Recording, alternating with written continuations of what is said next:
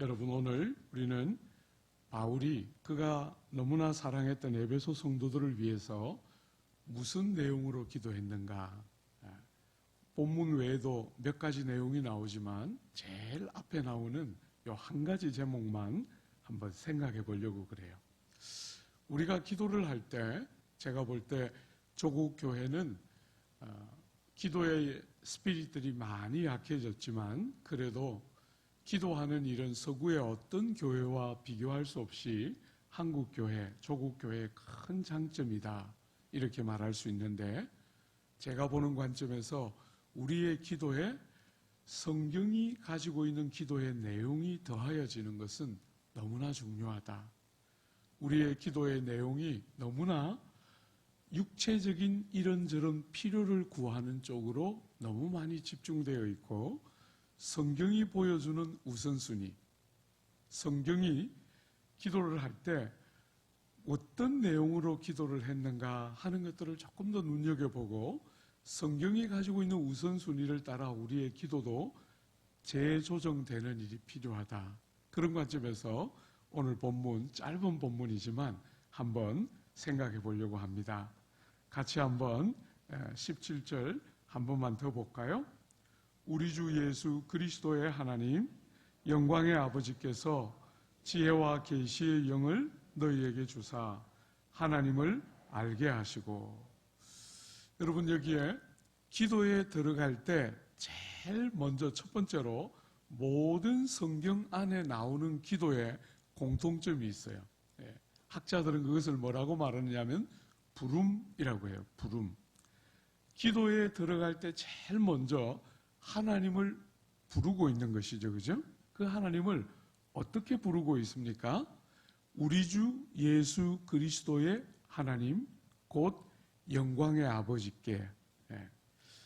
하나님을 부를 때 예수님의 아버지 하나님, 예수님의 하나님, 영광의 아버지 하고 하나님을 부르고 기도하고 있다는 거예요. 제가 보면 어지간한 분들의 기도 내용을 이렇게 들어보면 하나님을 부르는 부름이 없어요. 그래서 우리가 기도할 때 우리의 어떤 형편과 처지에 꼭 맞도록 하나님을, 그 형편에 꼭 맞도록 하나님을 부르는 부름이 기도에 언제나 성경에 나오는 기도의 첫 번째인데, 조국 교회는 그 하나님을 부르는 부름이 되기 약해요. 그래서 대부분의 사람들이 사랑의 하나님, 아니면 그냥 하나님 하고 말죠. 여러분들이 성경에 나오는 무수한 기도들을 보면 언제나 그 기도들에는 자기의 형편에 꼭 맞는 형태로 하나님을 부르는 부름이 있어요. 여러분, 요즘같이 이렇게 코로나로 나라가 어렵고 많은 분들이 병으로 고생하는 이런 시대에 우리는 어떤 면에서 환난 중에 만날 큰 도움이신 여호와여 하고 하나님을 부를 수 있겠죠. 땅을 사는 동안 우리를 보호하시고 우리에게 큰 힘이 되시는 하나님을 그렇게 부르면서 도움을 간구하고 기도해 나아갈 수 있겠죠. 그죠? 이 부름.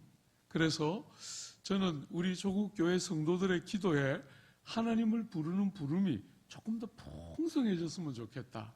그냥 막연하게 하나님하고만 부르지 않고 내가 지금 지나가고 있는 삶의 경험 안에 하나님이 어떤 하나님인 줄 알고 나아가고 있는지를 생각하며 기도에 나아가는 거죠. 바울은 지금 에베소 성도들을 위하여 기도할 때 우리 주 예수 그리스도의 하나님, 무슨 말이에요? 예수님을 통하여 우리를 찾아오시고 예수님을 통하여 우리에게 자기를 알려주신 바로 그 하나님께 나아가는 것이죠. 영광의 아버지, 당신 자신이 영광스러운 분이시고 우리에게 영광을 나누어 주시는 하나님 앞에 나아가는 거예요. 여러분, 구약 성경을 보면 모세가 시내산에 올라가서 율법을 받기 위해서 하나님과 오래 머물고 내려왔을 때 거풀에 하나님의 영광이 묻어서 수건으로 가렸어요. 사랑하는 여러분, 구약을 살았던 모세가 그러하다면 신약을 사는 여러분과 저에게 그 영광의 아버지 앞에 가서 기도하고 하나님을 가까이 할 때 우리의 얼굴에도 하나님의 영광의 어떤 것이 묻어야 되겠죠. 물리적으로 뭐가 반짝인다든지 이런 것이 아니라 우리가 하나님을 가까이 하는 백성다운 표시가 다양한 형태로 묻어나겠죠. 왜냐하면 당신이 영화로울 뿐 아니라 우리를 영화롭게 하기를 기뻐하시는 아버지 앞에 나아가기 때문이죠. 그죠? 그 아버지 앞에 가서 바울은 무슨 제목으로 기도했습니까? 한 번만 더 보시면 하나님을 알게 하시고 라고 기도했어요. 사랑하는 여러분, 오늘 이 에베소 성도들은 이미 하나님을 믿고 알고 있는 성도들이에요. 그죠? 우리가 어제 보았지만 이 사람들을 생각할 때 너무나 감사하며 기도했던 이유가 뭐예요? 그들의 믿음과 그들의 모든 성도를 향한 사랑 때문에 너무나 감사하며 기도했는데 하나님을 알게 해달라고 기도하고 있는 거예요. 여러분, 저는 여러분들의 기도의 내용 안에 이 바울의 기도가 풍성하기를 원해요. 하나님을 알게 해주시도록 할 때 이 말은 주님을 모르는 사람이니까 알게 해달라고 이런 뜻이 아니죠. 그죠? 이미 하나님을 믿어서 아는데 하나님을 알게 해주시고 라고 기도할 때 이걸 뭐라고 해석하면 되겠어요? 하나님을 더 많이 알도록, 혹은 하나님을 지식적으로만 알지 않고 인격적으로 알도록 기도하는 것이겠죠. 그죠? 사랑하는 여러분, 하나님의 그 어떠하심은 너무나 큰 바다 같다면 우리가 알고 있는 하나님에 대한 지식은 한쪽 귀퉁이 조금 알고 있는 거잖아요. 여러분들이 좀 평범해 보이는 제가 하고 있는 설교 한 편을 준비하는데 처음에 목회를 시작해서 20년 동안 설교 한 편 준비하는데 20시간 가까이 걸렸어요. 얼마나 본문이 안 열리고 힘이 든지 설교 한 편을 준비하는데 20시간 가까이 일주일에 대부분의 시간을 쏟아부어서 설교 한 편을 준비했어요. 그런데 여러분, 설교 한 편을 준비하기 위해서 일주일 동안 20시간을 투자해서 35년 목회를 했다고 한번 생각해 봐요. 그러면 여러분이 어떤 영역에 35년 동안 한 분야를 연구하면서 20시간씩 투자해서 35년을 보냈다고 한번 생각해 봐요. 그러면 이 전문가가 될 거 아니에요. 그죠? 제가 원래 대학 다닐 때 정치외교학을 전공했는데 그 정치외교학을 제가 35년 공부했으면 일주일에 20시간씩 공부했으면 제가 완전히 전문가가 됐을 거예요.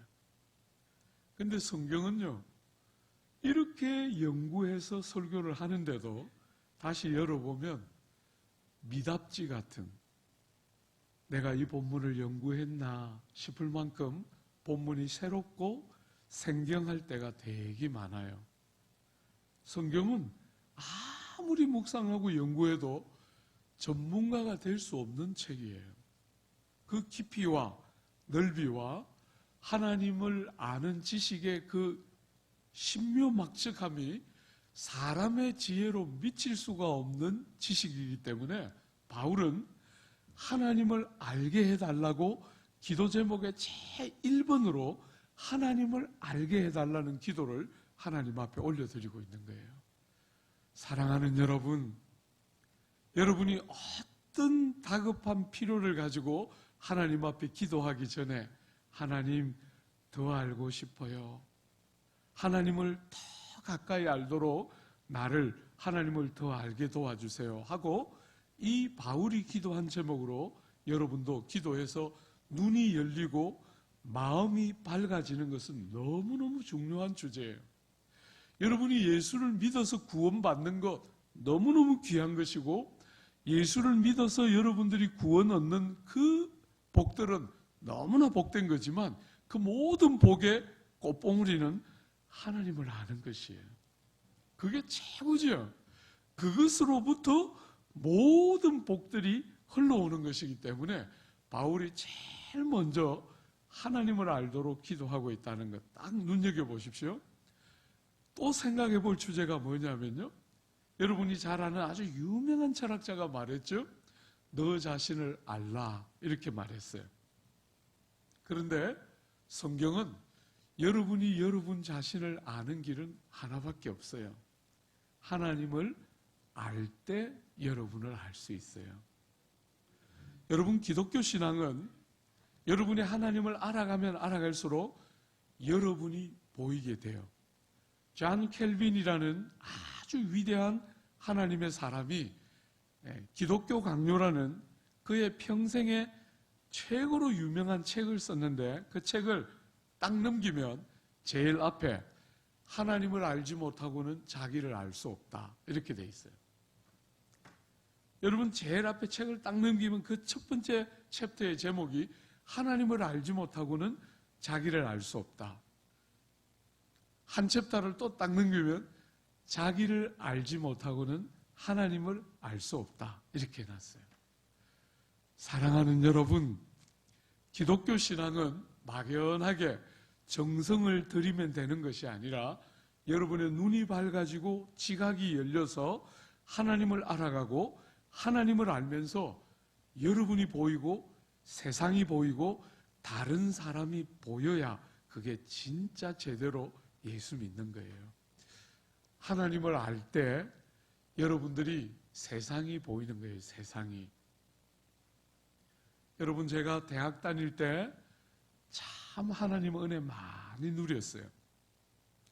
지방에서 올라와서 그 좋은 모교회를 다닐 때 그 모교회에서 정말 하나님의 은혜와 복을 많이 누렸는데, 그때 정말 하나님을 알고 은혜를 많이 받으니까, 조국 교회가 제일 좋아하는 간증은 그런 거잖아요. 은혜를 많이 받으니까 대학 다닐 때니까 공부가 막 너무너무 잘 돼가지고 성적이 막 오르는, 이런 것을 보통 한국 사람들은 은혜라 그래요. 근데 저는 그런 일은 안 일어났어요. 저는 은혜를 받기 전이나 은혜를 받은 후나 공부를 하는 능력은 딱 그 정도였어요. 남 하는 만큼, 그저 뒤처지지 않을 만큼 늘 공부하면서 남 하는 만큼 하면서 컸어요. 그런데 은혜를 딱 받았을 때 굉장히 중요한 변화가 왔어요. 공부가 내 인생에 어느 정도의 분량을 차지해야 되는지가 분별되기 시작했어요. 그래서 그때부터는 공부에 한 번도 끌려다녀 본 적 없다, 이렇게 말할 수 있어요. 공부를 더 잘하게 됐다, 그런 것은 없었어요. 그러나 공부가 내 인생에 어느 정도의 분량을 가지고 내 인생에 있어야 되는지 딱 분별되기 시작하자 공부에 절대로 안 끌려다녔고, 너무 가난하게 컸기 때문에 장학금을 타야 공부를 할 수 있었어요. 그래서 늘 공부를 할 때 장학금을 타기 위해서 공부했는데 더 이상 그런 공부 안 했어요. 내가 너무너무 사랑하는 주님을 위한 공부, 성적을 잘 받기 위한 공부 더 이상 안 했어요.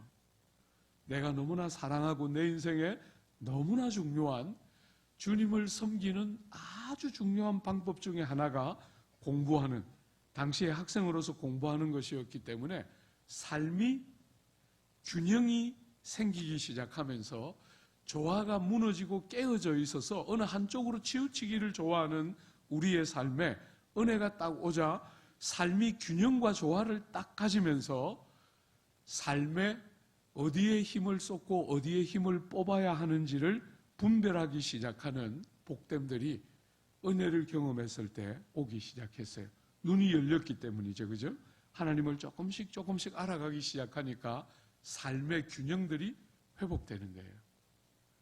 주 안에 사랑하는 여러분, 그저 믿습니다, 이렇게 말하기만 하면 신앙생활이 되는 게 아니에요. 여러분, 우리의 기독교는 샤머니즘처럼 그런 종교가 아니에요.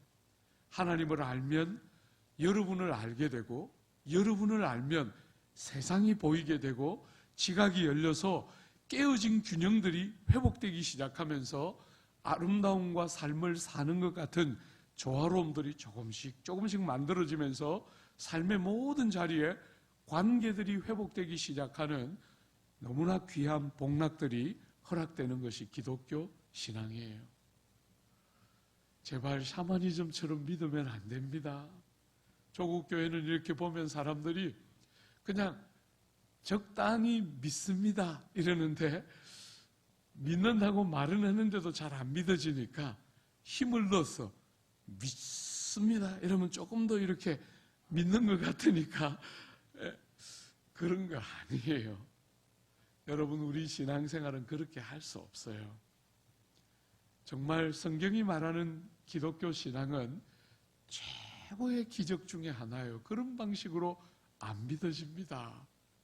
하나님께서 도와주셔야 신앙이 생기는 것이기 때문에 너무나 그렇게 인본주의적으로 육신적으로 신앙생활을 생각하면 안 돼요. 이것은 너무너무 복되고 귀한 것인데 하나님을 아는 것이 너무 중요하죠. 여러분, 그런데 여기 하나님을 안다 할 때 이 단어 기노스코라는 단어예요. 하나님을 안다 할 때 이 단어가 너무너무 중요한 단어예요. 여러분, 이 단어는 여러분들이 역사책을 읽을 때 역사적인 지식을 갖는 그런 안다라는 뜻이 아니에요. 여러분이 신문을 보면서 이런저런 정보를 얻게 되지 않습니까? 그런 뜻이 아니에요. 여러분, 이것은 무슨 뜻이냐면 역사책을 읽는다든지 신문을 읽는다든지 하는 정보와 지식을 갖는다는 뜻이 아니라 인격적이고 개인적이고 친밀한 지식을 갖는다는 뜻이에요. 하나님을 알게 해주시고 라는 이 알게라는 말은 인격적이고 친밀하고 개인적인 지식을 갖는 것을 말해요. 여러분들이 역사책을 통해서 이순신이라는 사람에 대한 지식을 가질 수 있지만 그분하고 인격적인 만남은 없잖아요. 그죠? 그런데 우리가 하나님을 안다 할 때 이 안다는 말은 그런 뜻이 아니라 하나님을 만나서 인격적이고 개인적이고 친밀한 지식을 갖는다는 뜻이에요.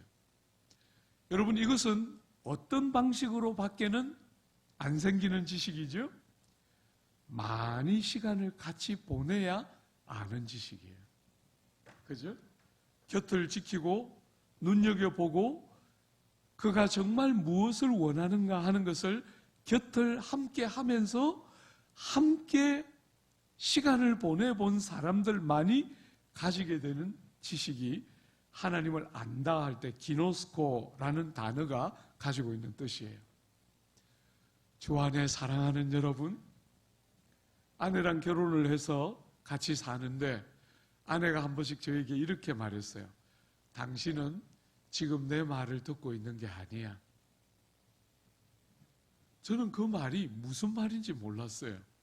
여러분, 지금 생각하면 너무 부끄럽고 미안한 이야기인데 결혼을 해서 처음에 몇 년 동안 아내가 자주 울면서 저보고 말했어요.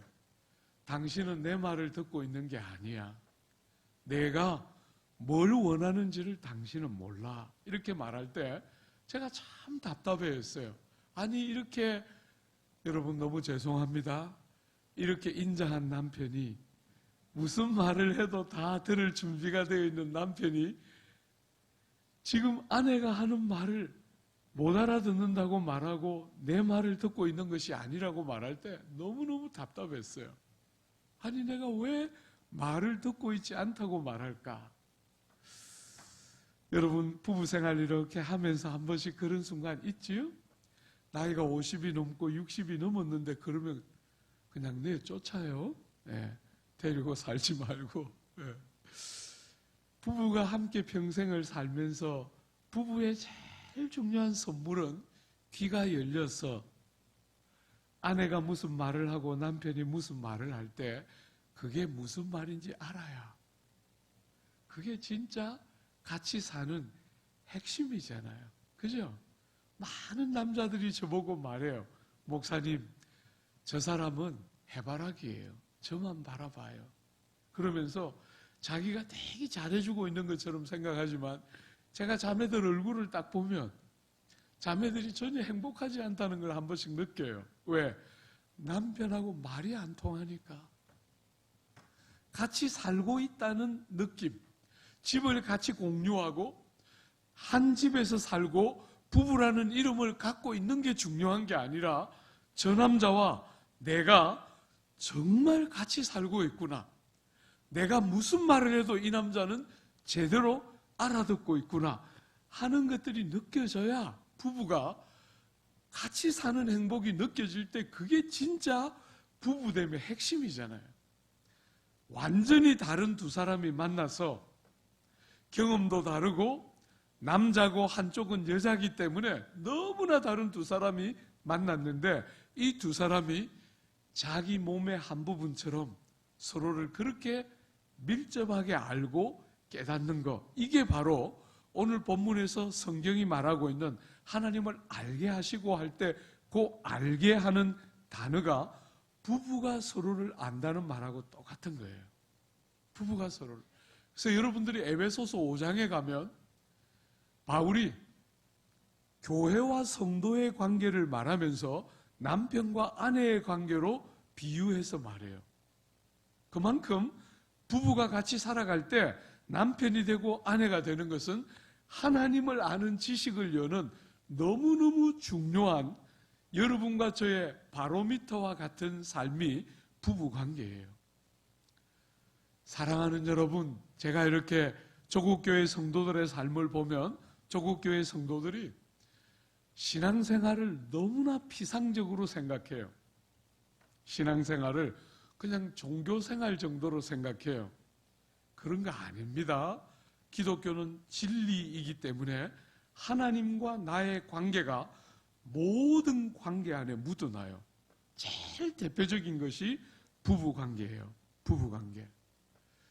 사랑하는 여러분, 일관성이 있는 것이 신앙생활인데 여러분이 하나님과의 관계는 그대로 가정에서 부부관계 안에 자녀관계 안에 그대로 묻어나게 돼요. 하나님을 믿는다고 말은 하지만 하나님을 아는 지식은 없고 그 지식은 너무나 일방적이고 형식적인 지식이면 여러분들이 부부가 서로 대할 때도 그런 방식의 피상적이고 일방적인 지식밖에 못 갖게 돼요. 쌍방이 부부가 함께 내가 하는 말을 남편이 알고 남편이 하는 말을 내가 알고 정말 아내가 뭘 좋아하는지를 알고 그 좋아하는 것을 남편이 하고 아내가 할 때 그게 진짜 부부가 같이 사는 거잖아요. 사랑하는 여러분, 제가 이렇게 젊은 부부들이 여전히 결혼을 많이 하는데 제가 한 주례만 한 미니멈 500번 이상은 했을 거예요. 그래서 a kind of specialist예요. 이 필드에는. 제가 결혼해서 30년 넘게 살았고 무수한 젊은 쌍들을 결혼을 시키는데 그때 제가 늘 말해요. 남편과 아내가 부부가 되어 같이 살 때 한국 성도들은 그냥 막연하게 안 싸우고 행복하게 살고 싶어 해요. 안 싸우고. 여러분, 그게 가능해요? 가능하지가 않아요.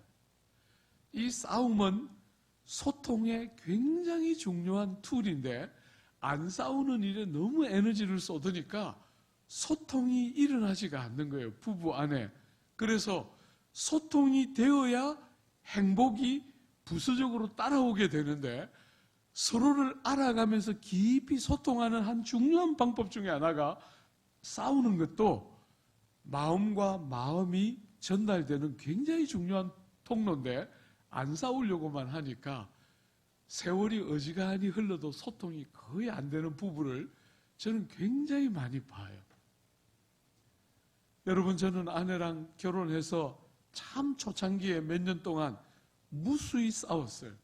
무수히 싸웠어요. 그때 제가 한참 대학생들을 지도할 때인데 제가 그 대학생들에게 설교하면서 말했어요. 얘들아, 나는 결혼을 하기 전에 상당히 따뜻하고 부드럽고 겸손한 사람인 줄 알았는데 결혼을 해서 아내를 만나니까 그 따뜻한 오빠는 간데가 없고 그냥 성격 못된 내 속에 전혀 길들여지지 않는 무수한 덜짐승들이 가득한 동물농장 주인 같은 나를 무수하게 본다. 그 속에 늑대, 사자, 곰발바닥 온갖 나쁜 것들이 그냥 막 튀어나와서 그 토끼 같은 아내를 못 살게 구는 나를 무수히 본다. 이러면서 제가 막 비참한 얼굴로 설교했는데 저 뒤에 예배당 저 뒤에 한쪽 귀퉁이에 한 서너 명이 앉아서 막 너무 행복해하는 거예요. 우린 다 알았는데 지만 모르더만은 이제 철드는구나 이러면서 막 너무 기뻐하는 거예요. 여러분, 제가 동물농장을 보는 것 같은 너무나 야만적이고 너무나 길들여지지 않은 제 성품들이 사랑하는 아내를 만나니까 적나라하게 드러나더라고요. 그 아이들의 비웃음을 뒤로 하고 제가 유학길에 올랐는데 한 3년 정도 지났을 때 제가 잠시 볼 일이 있어서 한국에 다시 왔더니 그 3명 혹은 4명 중에 1명, 제가 얼굴도 아직도 생생해요. 그 녀석들, 저를 비웃던. 그 셋 중에 하나가 태국 선교사가 돼서 지금 태국 선교하고 있는 친구인데 그 아이가 저를 하루는 찾아와서 목사님, 저도 결혼했어요. 결혼했을 때 제가 목사님이 저보고 우리 보고 내가 동물농장 주인 같다 그럴 때 제가 많이 비웃어 드렸는데 회개합니다, 목사님. 저는 결혼하고 보니까 동물농장은 애교였어요. 우리는 주라기 공원입니다, 목사님. 여러분, 주라기 공원 아시죠? 공룡들이 덕실덕실 거리는 주라기 공원이라는 거예요. 얼마나 부부가 안 맞고 얼마나 부부가 이렇게 서로를 모르고 서로에게 관심을 기울이기보다 나를 내 방식으로 받아주고 이해해 주기를 그렇게 서로 원하면서 다투기도 하고 상처도 받고 하면서 세월이 흐르고 서로를 깊이 제대로 알아가면서 부부가 세월이 흐르고 나면 이제 눈빛만 보고 무슨 말을 해도 어지간히 상대의 말이 이해가 되고 알아지면서 수고했다, 고맙다, 너 같은 사람이 또 어디 있누 하면서 서로를 깊이 받아내고 사랑하는 게 부부관계가 가르치는 평생의 핵심이에요.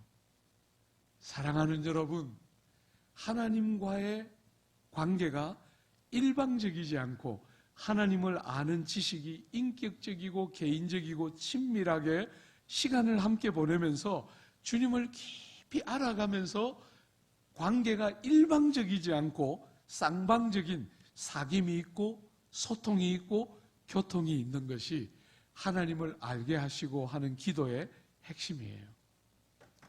주 안에 사랑하는 여러분, 많은 사람들이 기도의 응답을 받았다 할 때 소원하는 바가 이루어지는 것을 말하는데 대부분은 세상 살아가는데 이런저런 도움이 주어질 때 사람들이 행복해해요.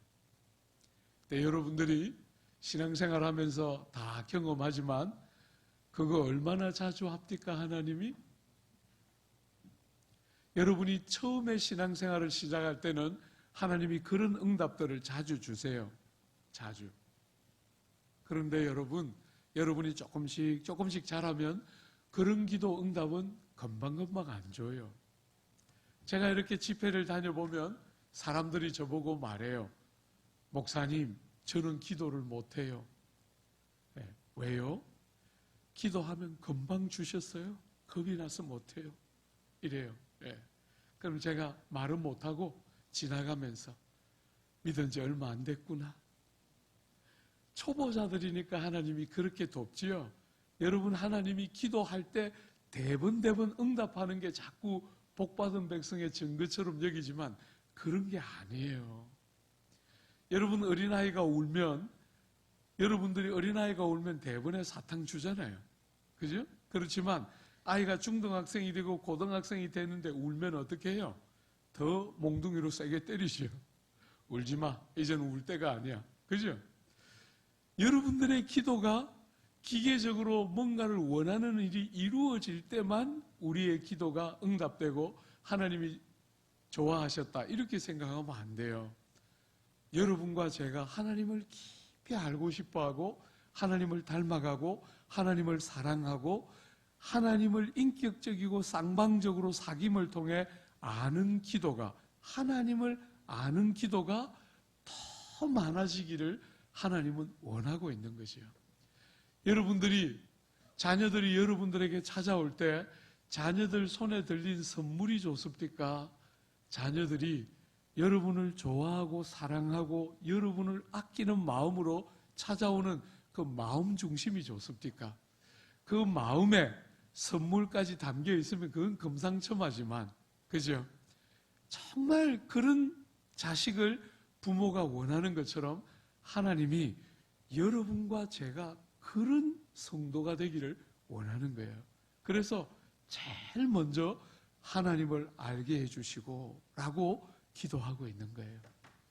여러분들이 주일날 예배를 딱 오면 예배에 딱 와서 앉아서 하나님, 오늘 하나님 알게 해주세요. 오늘 하나님을 인격적으로 맞닥뜨리고 내가 막연한 신적인 존재에게 기도하고 예배하는 것이 아니라 아버지 하나님께 예배하고 하나님이 예배를 받으셨고 하나님이 내 기도를 들으셨다는 것을 알고 기도하고 예배할 수 있도록 나를 도와주세요 하고 하나님을 아는 지식에서 자라가도록 기도하는 일들을 해야 합니다. 그죠? 오늘 새벽 기도도 여러분들의 가정에 무수한 기도의 제목들이 있겠지만 그 어떤 기도보다도 제일 먼저 하나님, 내가 하나님을 오늘 무수한 기도의 제목 가지고 기도할 때 하나님을 더 알아가도록 내 눈을 열어주시고 내 삶을 밝혀주세요 하고 하나님 더 알고 싶어하는 기도를 하면 얼마나 좋아하겠어요. 그죠? 너희는 먼저 그의 나라와 그의 의를 구하라. 그리하면 이 모든 것을 너희에게 선물로 주시리라. 이렇게 말씀하셨잖아요. 그죠? 하나님을 알게 하시고. 여러분, 오늘 본문을 한 번만 더 보세요. 여러분들이 어떻게 하면 하나님을 알게 될까요? 오늘 본문에 보면 영광의 아버지께서 지혜와 계시의 영을 너희에게 주사 하나님을 알게 하시고. 여러분, 지혜와 계시의 정신, 여러분의 성경에는 그렇게 되어 있죠? 제 성경에는 지혜와 계시의 영을 주사 이렇게 되어 있는데 이게 뭐예요? 성령이에요. 성령. 여러분이 하나님을 아는 일에 제일 중요한 도움이 되시는 분은 성령 하나님이에요. 여러분과 저는 어머니의 모태로부터 죄 중에 태어났기 때문에 죄 중에 태어난 사람의 제일 큰 문제는 하나님을 알 수가 없다는 거예요.